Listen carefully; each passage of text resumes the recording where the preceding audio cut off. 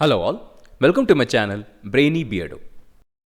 In this session, we will be discussing about how to write the equation of velocity of sound for an isothermal process. Now, the equation of the velocity of sound was derived in another video. The link to the video is given in the description box. Now, what is an isothermal process? An isothermal process is a process where the temperature remains constant. Now, for such a process, the equation of state is given by P by rho is equal to constant. Now, let us take the term in the denominator and put it to the numerator. So, we get P into rho to the power of minus 1 is equal to constant. Now, let us differentiate this equation by applying the product rule. So, we get P into differentiation of rho to the power of minus 1 plus rho to the power of minus 1 into differentiation of P is equal to 0.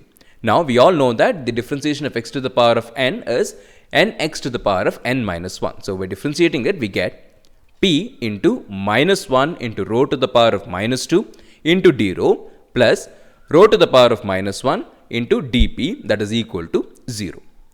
Now, let us divide this entire equation by rho to the power of minus 1 just to eliminate this term. So, when we divide this entire equation, we get P, that is minus P, because P into minus 1 is minus P, into rho to the power of minus 2 divided by rho to the power of minus 1 is rho to the power of minus 1 into d rho plus dp is equal to 0.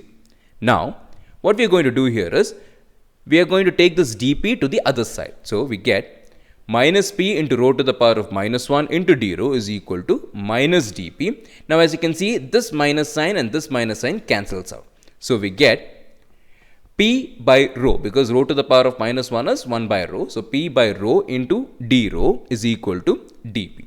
Now, again, I'll just take this dp to the other side. So, we get P by rho is equal to dp by d rho.